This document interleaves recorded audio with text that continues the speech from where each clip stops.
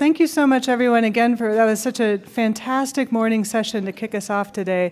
The rest of our day is going to feature some really fantastic industry expert panels, presentations, and interactive discussion and networking sessions. So the day is chock full of time to continue these great conversations and sharing of experiences and perspectives. So please, let's keep that coming. It is now my pleasure to invite to the stage an expert panel for our second session, which focuses on wind and solar technology opportunities.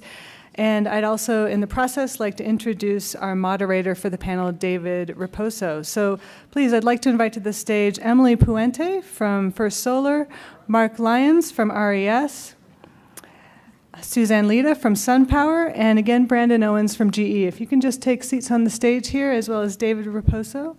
And David, our moderator for this panel, is the Finance and Implementation Manager for the U.S. Trade and Development Agency, which helps energy ventures in sub-Saharan Africa achieve financial closure and commercial operation. Prior to joining USTDA, David led donor-funded energy access programs in Africa and South Asia and was a strategic consultant advising companies and governments on clean energy market technologies. He also established a renewable energy consulting business in India and helped hundreds of wind and solar project developers define the pre-construction energy potential of their projects. So David and everyone, we are very delighted to have you here today. And David, I turn it over to you. And thank you, Michael, for that introduction, and also for the invitation to speak today. It's my great privilege to be up here on the dais with what I consider an illustrious panel. I'm really looking forward to the conversation. And finally, thank you for scheduling this immediately after a coffee break. I think it's important for all of us to be caffeinated and jazzed about an exciting conversation concerning renewable energy, smart grid, and emerging marketplaces, three of my very favorite things to discuss. So a bit about my agency. I support the U.S. Trade and Development Agency, or USTDA. We are a small federal agency, so you would be forgiven for not being terribly familiar with us.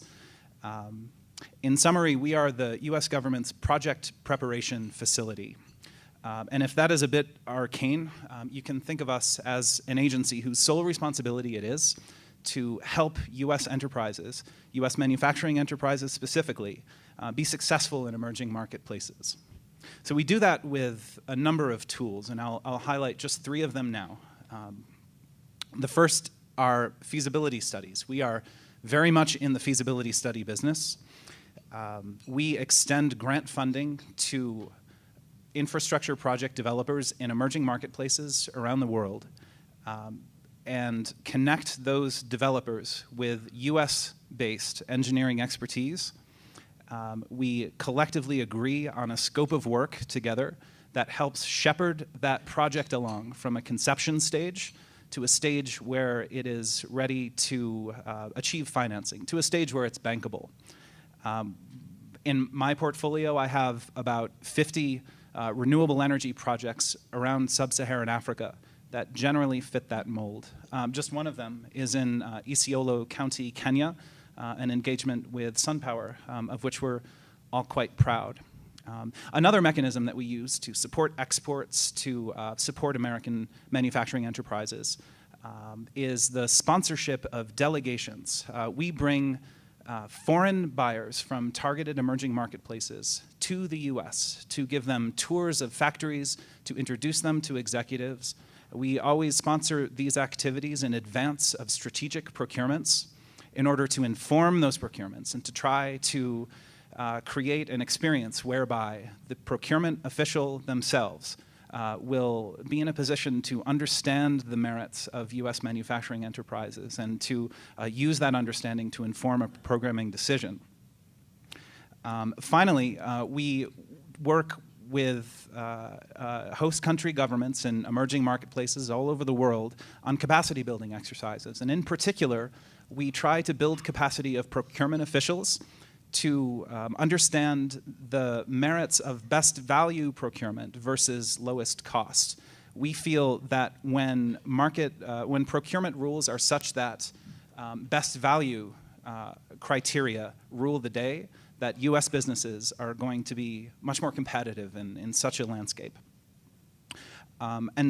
So as you can see, using those suites of tools, my agency is in the privileged position to be able to support companies like First Solar, SunPower, RES, and of course GE, and we do so quite a bit.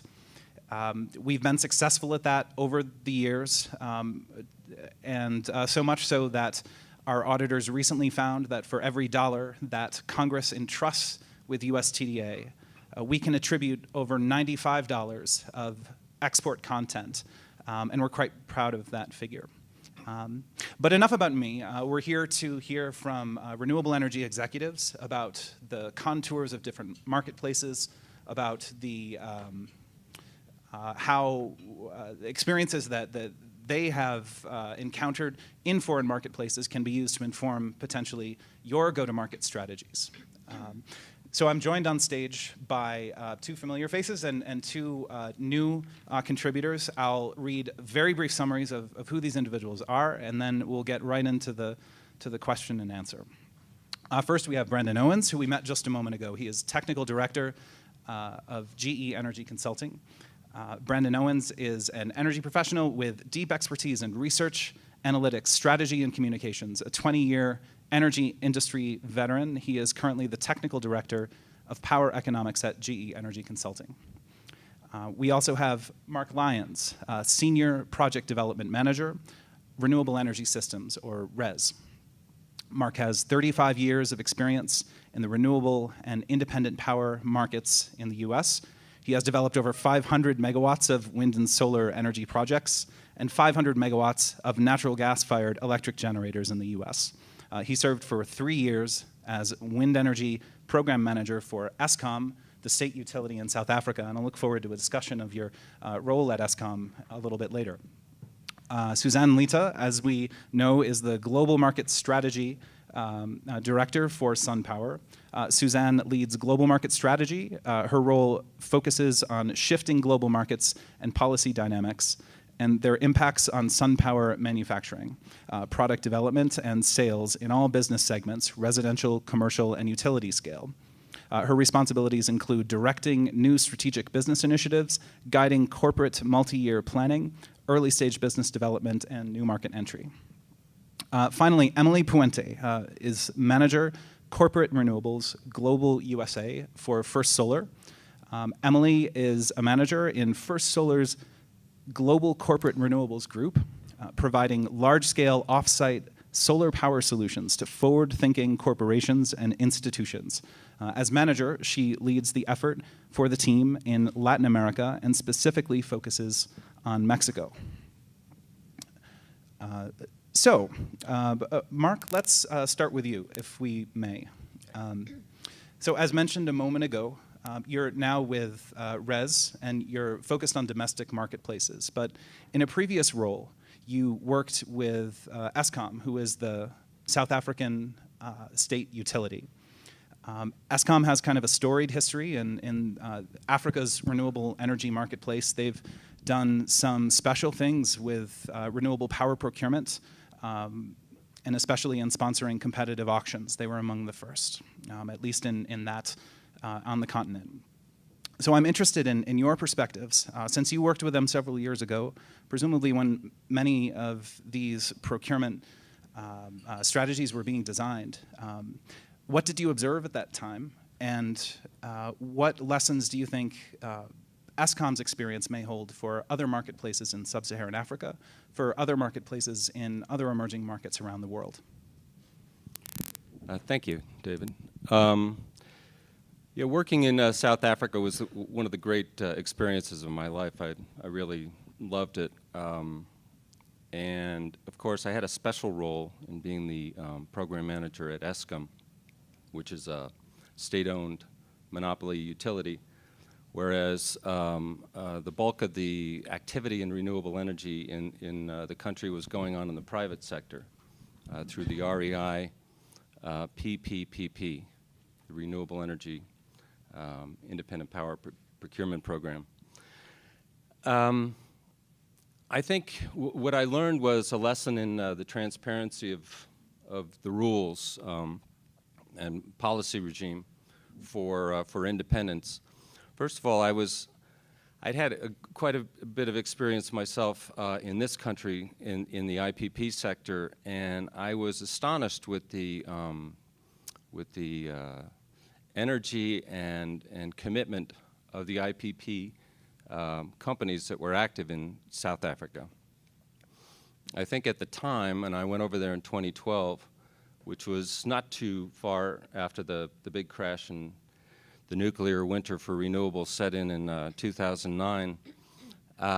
So it may be that South Africa was one of the few games in town that attracted so many people to come down there and commit their time and money. But the rules were quite clear, and the companies came in large numbers and spent a lot of time divulging all of their confidential secrets and putting together entire security packages in order to have the right to bid for a contract without any knowledge that they were going to get one. But notwithstanding that, there was a great turnout, and the program was a great success in terms of stimulating the IPP sector. But I guess my experience told me to remember that the word transparent really sort of has two meanings. One is that it's clear, and the other is that you can see through it. And I think the experience that I learned, and the IPP sector has learned, regarding the IPP rules in South Africa was to have a look behind the rules themselves and see what are the actual commitments and conflicts of the government that has promulgated these rules. You know, in its DNA, South Africa is a state-owned and controlled economy. And most of us know the history. In 1994, after democracy broke out, there was a new ruling party in town. And the state-owned corporations were in a period of transition. But you know, the other things that are realities about South Africa are that it had a large centralized state-owned monopoly utility that was largely fired by coal. So this is the backdrop for the IPP program. It was really initiated as a Band-Aid. There was no real strong commitment to major renewable development in South Africa, notwithstanding the fact that it's got fabulous renewable resources.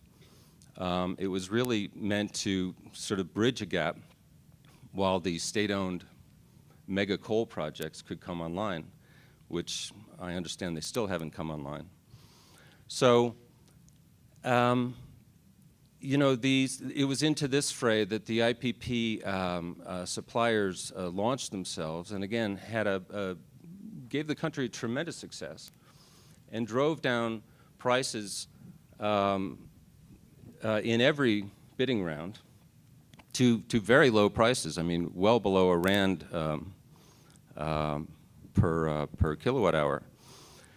But then in 2015, you know, this government that was at the head of this state-owned economy had other thoughts about what they wanted to do, and so they put the entire IPP, after all this work had been done, put this work on hold for 2 years, and it's only been recently that the contracts that were fully approved in 2015 were actually executed. So I think we're all hopeful that the ruling party now has new leadership, but I think, you know, the lesson is have a look behind the rules to see what is the actual commitment, what are the conflicts of the government in power, particularly where it is not a free market economy, and say what are the risks that those rules won't be followed. So I'm very hopeful that in the future the government will embrace its renewable resources. It's awash in sun and has a good amount of wind along the coast, and take the steps that are necessary to enable that, rather than prop up a dying state-owned coal-fired utility and get into the business of building the transmission grid that will enable the renewables and allow for broader decentralized generation. Thank you for that, Mark. And at the agency, we're as eager as anyone to see these procurements move ahead. You referenced the PPAs circa 2015, which were only recently signed. Several of our grantees were among the signatories, and we were quite glad to finally see some of that move ahead. I was wondering if you could expound on whether there are any lessons to be learned for other marketplaces in the neighborhood, other marketplaces in emerging markets more generally, lessons that may be applicable to vendors who are evaluating the relative merits of several marketplaces. As Suzanne mentioned, it is a challenge to pick one of the many prospective emerging marketplaces around the world that at a glance present as an interesting potential marketplace for renewable power project development. Is there a lesson to be learned from your experience in South Africa that potentially you could share with vendors in the audience? Well, unfortunately, I don't have a great deal of experience with other emerging markets, but I would say, to reiterate, have a look behind the rules. If the government is corrupt and if everything is owned by the government, then that should, there should be a red light there. Have a look. I think if you can find yourself in an emerging market where private sector creditworthy off-takers are more active, for instance, something that'll help cover your risk in a worst-case scenario that, it's kind of ironic that Eskom was sort of central to the process of the IPPs, but they only played a kind of a virtual role. I mean, I can't imagine what would actually happen if there were credit breaches in the agreements with the IPPs and you have Eskom, a bankrupt utility, standing behind them. So that was a bit of a sham. So again, I really applaud the enthusiasm that the IPPs brought there, but they took a great deal of risk, and hopefully that risk will be rewarded with the new government. But if you're going into another country, I'd look for ways to mitigate that risk by reaching out to, as I say, private sector, well-heeled, creditworthy counterparties, or some kind of insurance mechanisms or something to cover your credit risks. Certainly that's a strategy that many of our grantees and many private sector developers take. In addition to that, I would offer that partial risk guarantees provided by multilateral development banks and several of our marketplaces in sub-Saharan Africa are keystones in deal structure, particularly presently in Nigeria, where deals are hardly moving forward at all, but to the extent that they are, they're moving forward with the backing of the World Bank in this case. In other marketplaces, however, rather than selling to utility clients, we have grantees that are hedging their bets with the utilities by exploring opportunities for alternative off-takers, corporate clients, C&I clients. Emily, I noted that your portfolio is focused on corporate clients, and in particular in Mexico. I was curious if perhaps you could describe for us your unique marketplace, how it is distinguished from IPPs that sell specifically to utility clients, what some of the unique risks are that you confront versus an IPP that sells exclusively to a utility client, and also keeping in mind what that might mean for firms in the audience that may be considering such a business model themselves.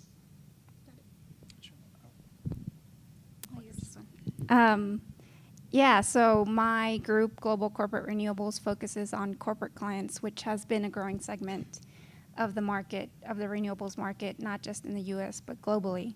So this trend on a global scale started with multinational companies declaring 100% renewable energy goals, not just in their US operations, but in their footprint across the world.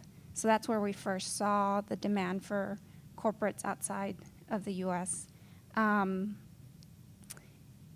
in Mexico particularly, the uptick in corporate renewables has come as a response to the new energy reform, which started in 2015, which essentially transitioned Mexico from a nationwide vertically integrated utility owned by the government, which sounds a lot like South Africa, to an open wholesale generation market, where the government still owns the transmission and distribution system, but the generation market is now open to any private player. In this new scheme, corporate customers have gained, I don't know, about 4 additional ways in which they can procure their energy aside from just buying it from the utility. And in Mexico particularly, you're seeing that, so the energy reform also kicked off a series of auctions, long-term government auctions, where essentially the government utility is procuring renewable energy as a result of a sort of an RPS mandate that was a part of the energy reform. In these long-term auctions, prices have been very low, if any of you have been keeping track of it. So it was like world record-breaking prices. I think the average was $20 in the last auction for wind and solar.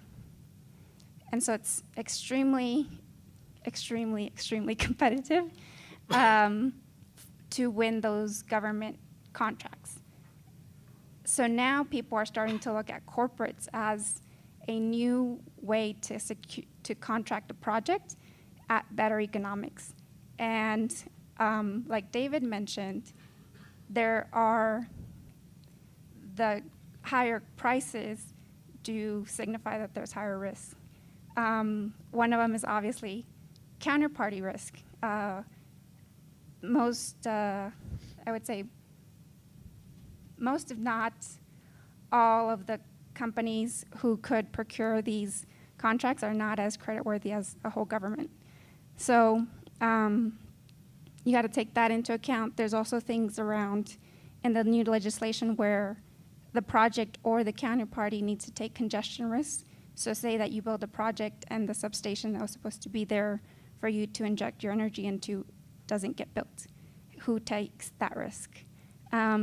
That type of stuff is really where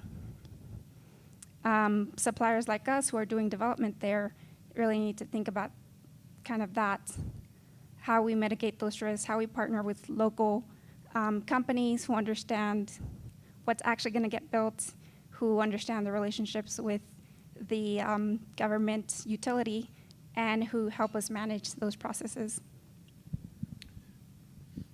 And that's very interesting, and I think it's potentially relevant for anyone considering a similar business strategy.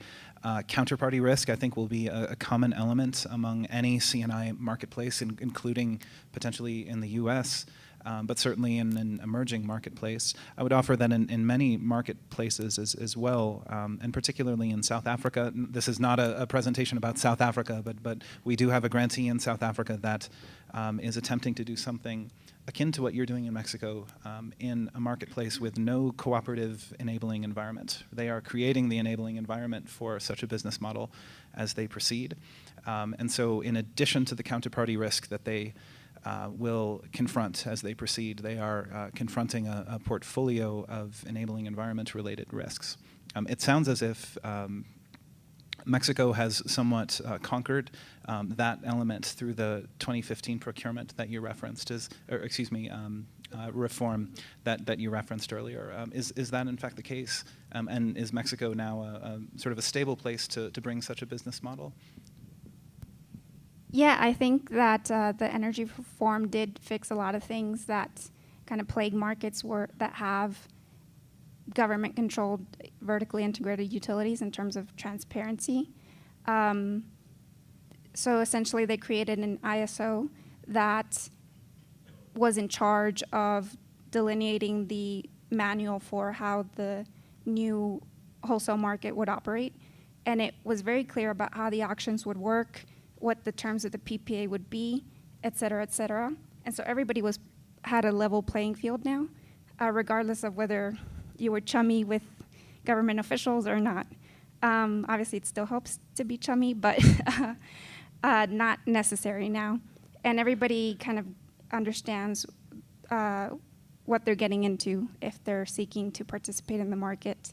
So I think the policy has very much helped, and by all accounts, I was just down there last week, and I think we were talking to large construction companies and EPC providers, and they're all still pretty optimistic about the market, and actually are impressed by how well this was rolled out, because it was a huge change for that market, and it seems to be a success by the things we can see now in terms of projects getting built from the first couple of auctions and the prices being just record-breaking lows without any kind of subsidy. That's very exciting. Thank you for that contribution. I think it is evident that this marketplace presents the opportunity for a price premium, but a blend of risks and understanding upfront what you're getting into before you arrive in the marketplace, I think would be absolutely critical, which I think speaks to the larger issue of making sure that whatever business strategy you bring to bear is informed by a lot of market intelligence, and is informed by input from diverse sources. And to that effect, I would like to pose to Suzanne a question regarding how you inform your go-to-market strategy. And in particular, I would like to talk with you about visiting delegations. Now, as I mentioned in my introduction, one of the ways that USTDA tries to add value for U.S. businesses is to bring foreign buyers to the U.S. and try to expose them to the virtue of U.S. enterprises. Just last fall, we brought a delegation of Kenyan solar professionals to California in order to meet with SunPower and others. Suzanne, I was hoping that you could describe for us a little bit about that experience, describe for us delegations more generally and the role that they play in informing your business development strategy. I'll do so momentarily. These. And that's not going to work? Hey. I've got one right here. Thank All you. yours.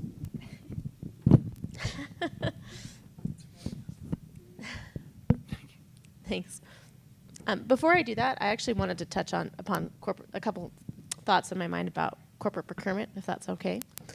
So, a couple things to note that were identified that are very relevant is the scope of the scale of the term length for the PPA with respect to corporate procurement. So we find that, money corporates are not willing to do a PPA for 20, 25, 30 years, given that they know that the market prices are changing fairly rapidly, and so that's a big challenge with respect to corporate procurement, which I know exists in Mexico and in many other markets, where you see corporates wanting to do not only deals here in the States, but around the world, but not really willing to go beyond 5 or 10 years for a term, and that can get very tricky with respect to pricing. So that's a comment I would make, is if there are ways that you can help mitigate the term length risk, whether that's bringing in other partners to be a part of a larger transaction that might be willing to be more flexible with respect to term length,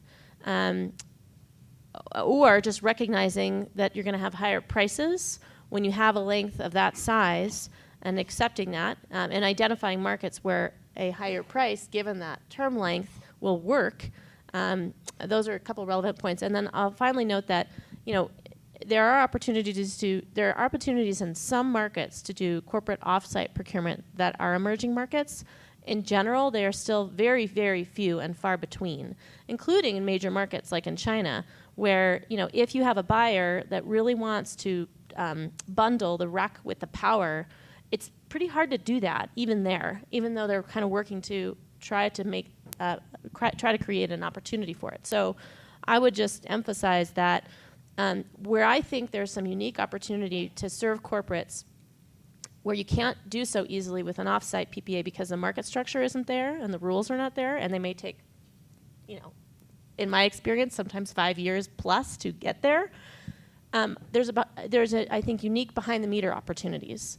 The systems are not going to be as large, but they're just way easier to deploy, and at least the corporate is getting some kind of service, right, from renewables. They're not going to meet 100% of their load that way, but they're going to make some progress. And so I think countries that have really strong net energy metering policies have opportunity there, or where there are markets where, you may not even actually be grid interconnected, but the prices are high enough and you have a reliability issue where you can maybe make it pencil. So I think that's something to keep in mind. Sorry, I didn't want to divert, but I think those are two relevant points on corporate procurement. And then with respect to the delegation meetings, so we've hosted the Kenya delegation, Vietnam, Thailand, India,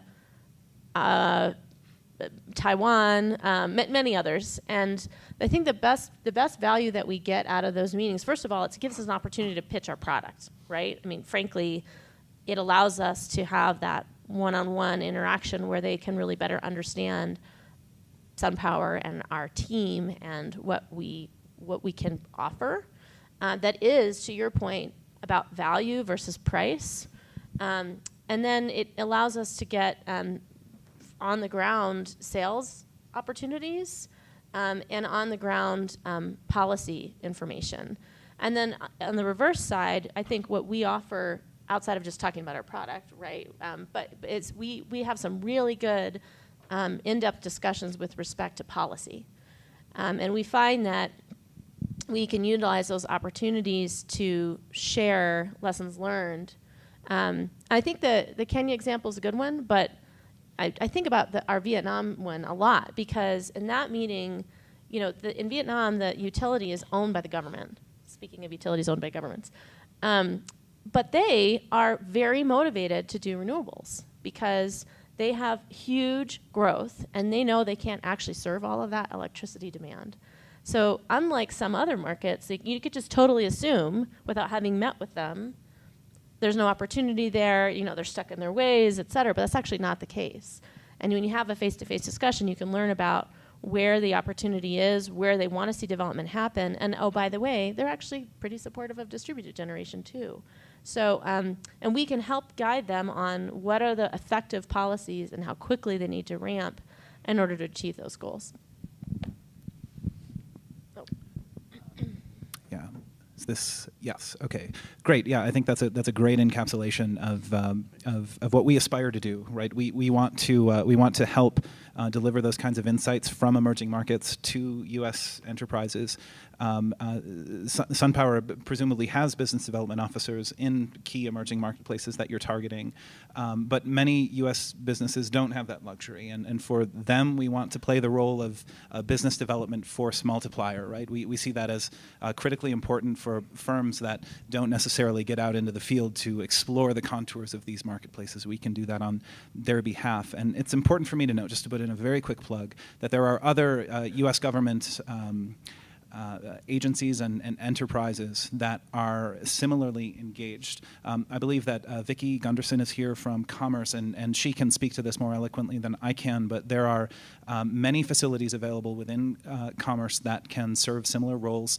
The Advocacy Center, for example, if you are pursuing a public procurement.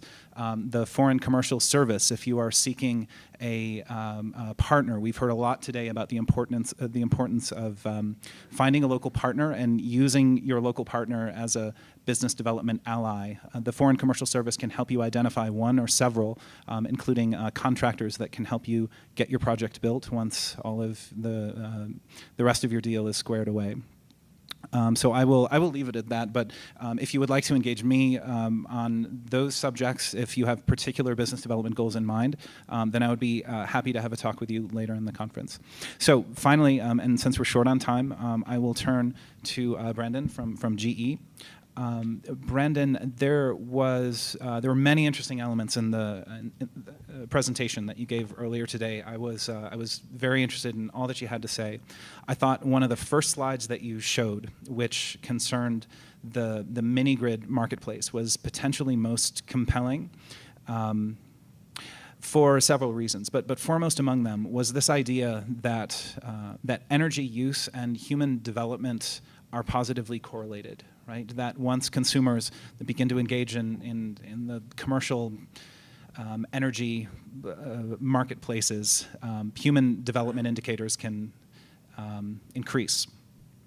And contrasting with that in some interesting ways were some notes that were sounded by Bloomberg in an earlier presentation, which indicated that for consumers who are accessing that first rung on the energy ladder, they're not accessing very much. That energy use is actually very low due to diverse factors, efficient appliances, lack of capital, presumably, and many other factors, I would presume. It seemed like an interesting blend of phenomena, right? And I thought that it would be worthy of a little bit of explanation and perhaps germane to prospective vendors of mini-grid equipment that may be joining us today in the audience. So I'm curious, Brendan, from your perspective, who are these consumers on that first rung of the energy ladder, and what is their view from there? What do they aspire to? What potentially does that mean to GE, and what might that mean for other vendors interested in selling into these marketplaces around the world? Okay, thanks. So I have a couple different thoughts. Let me see if I can keep them organized. The first, just on that chart, so that was human development, which I said was a blend of education, income, and health, and gender equality, actually, I think goes in that UN Development Index, and energy use. The interesting thing about that, though, is that you notice the slope of the curve is steepest at the very beginning. And so what that tells you to the sort of first rung is that first little increment, you get the most bang for your buck in terms of human development. So that's where it's most important. In terms of where and how important this is and how it's evolving, I sort of see it as part of, I talked about the hybrid energy system. So, electricity is growing. It's growing in the grid-connected segment. It's growing in central gen, distributed, grid-tied, but also remote microgrids and remote system. I think that's what you were referring to. So I think all boats are rising around the world. In terms of kind of the off-grid segment, or the first introduction of electricity, that's extremely important. That has to do with electrification. It's a big market for us and a big opportunity, not only to sell equipment, but to do good in the world. So we're very focused on that. We actually have a new initiative called Access for All, which we're selling containerized solutions, basically small containerized solutions that can be configured for each different site. And we're trying to figure out how to make that business model work. One of the challenges is you're not dealing with utilities or commercial or often industrial entities. These are villages or other local entities. And so it can be challenging to get the numbers to work. And so we've worked really hard on developing customized solutions and trying to bring those costs down so we can get the economics to work for everybody and bring those solutions online. So depending on how you draw the boundaries around our mini-grid portfolio, we have approximately 8 vendors who are marketing containerized mini-grid solutions or otherwise novel clean tech to meet these challenges right now. And they are all struggling in their own way, but they are all really struggling to address precisely these challenges. I think that this is going to emerge as a really interesting frontier with a lot of opportunity for U.S. enterprises, but also a lot of peril. I'm curious to see where all of that leads. I think that warrants probably more discussion than we can afford up here right now. I see that we have about 10 minutes left before the next panel is scheduled to begin. So perhaps we should turn instead to the audience if anyone has any questions.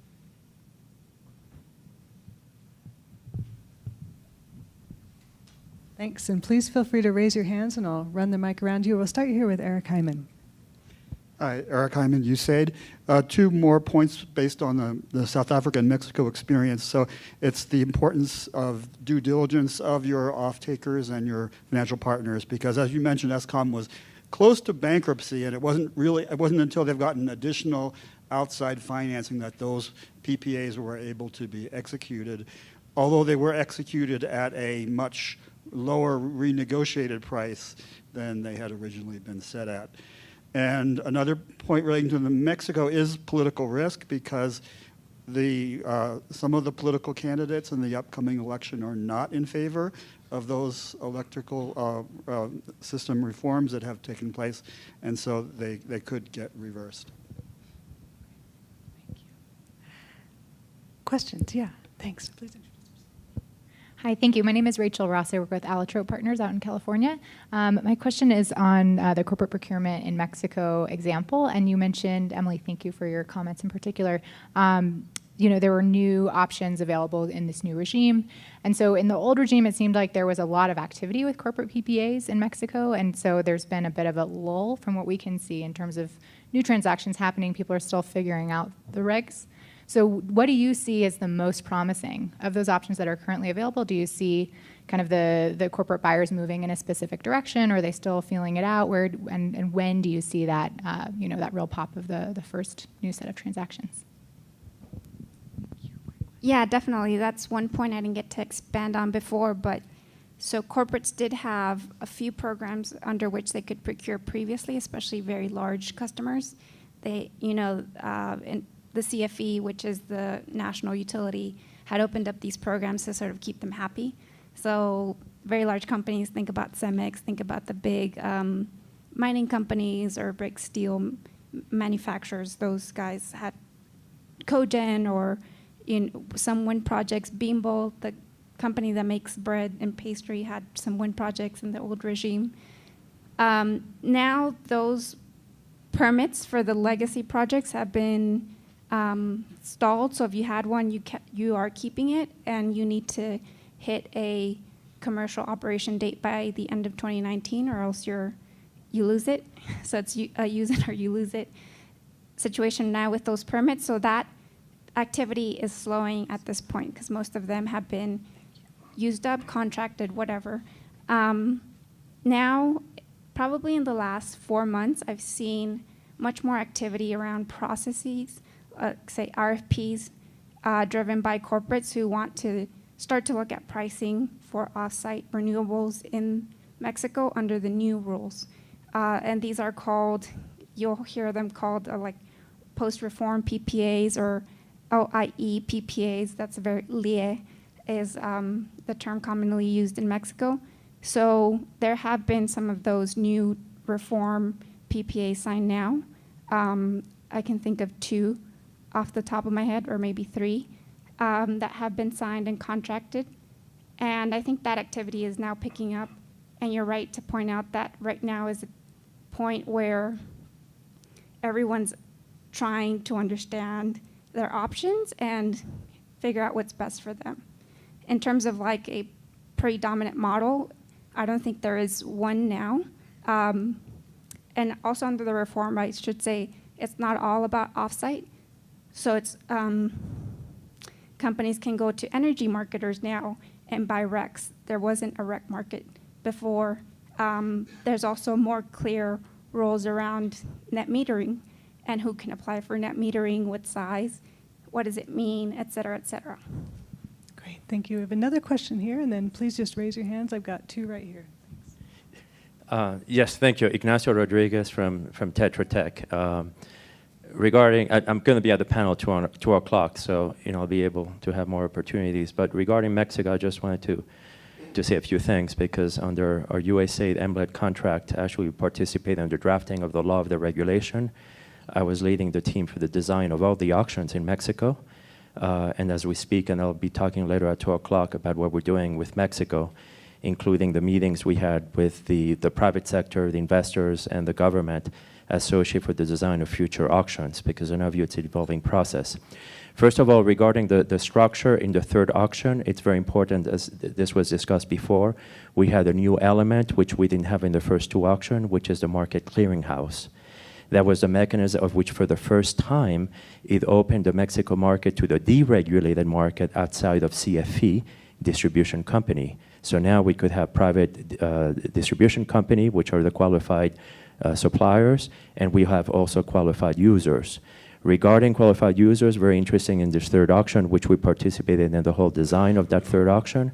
We had, for example, Cemex, which is, as you probably know, it's one of the largest, if not the largest cement power plant in the world, where they themselves, to meet their own clean energy certificates, RPS requirements, they themselves went to participate in this third auction because they could get meeting that requirement for the clean energy certificates cheaper through the third auction than them doing separately.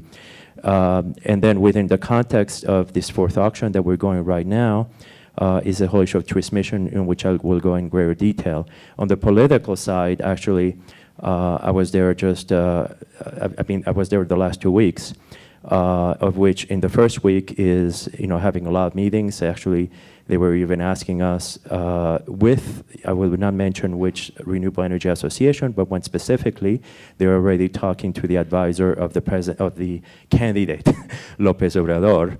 So apparently the discussion is not as bleak, and also changing the law is very different because the Mexican law has a lot of information, and that's why they put that in the law into context of the reform.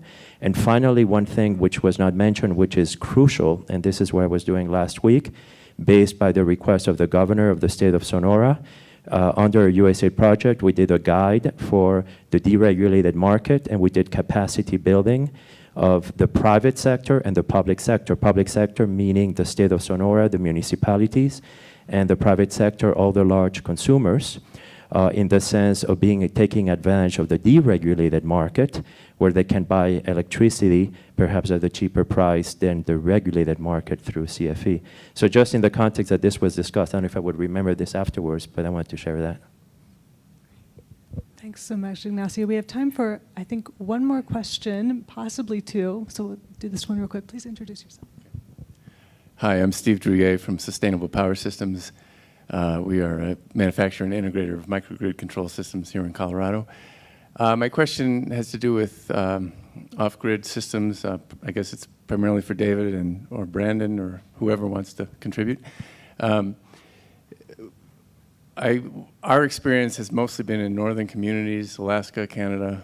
I'm also familiar with the Caribbean island market. These markets are characterized by the fact that all of the communities are already electrified, usually with diesel power stations.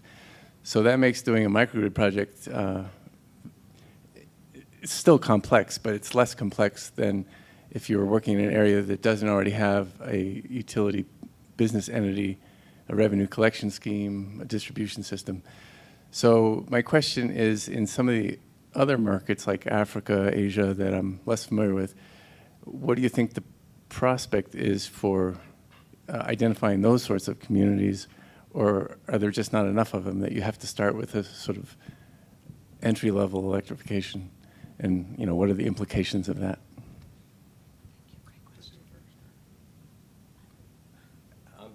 I'm probably the least qualified to answer this, but I do have a thought. When we were in South Africa, several of us, including my good friend and colleague Ravi Vora, looked at this problem and sort of, where's the place to launch microgrids, hybrid systems in South Africa, in Botswana, Namibia, and the obvious first choice was at creditworthy off-takers that either are only on diesel or don't have any power at all, like mines, But it did occur to us that for communities, indigenous communities that are out there that, maybe they're working in the mine, so maybe they can participate in that revenue stream in some way, or perhaps maybe it's an opportunity to help engender community industries to create revenue streams, like ostrich farms and weaving and that sort of thing. I mean, it's a much broader social endeavor, but it did occur to us that, maybe that's an opportunity for getting some revenue going and helping to utilize and add value to the energy. Great. Would you like to go? Okay. I don't have a whole lot of thoughts, just a few on this. So the opportunity for displacement of diesel gensets, I think that's a really big opportunity for microgrid systems, and it's something we've looked at. And none of this stuff is easily identifiable, but you can look at fundamentals in areas and figure out where the economics of the replacement system makes sense. We've done that. We've got a gas recip solar hybrid project in Nigeria, for example, where you're displacing existing diesel gensets. So I think those opportunities are out there, and actually they're a little bit lower hanging fruit than going into an area that's not electrified at all. So I completely agree with you on that. The other thing I would say is the hybridization is an important component of this. So you're moving diesel out, but you're replacing it with some combination of solar, gas recip, if you have the resource, or a battery system. So again, it's a microgrid type solution.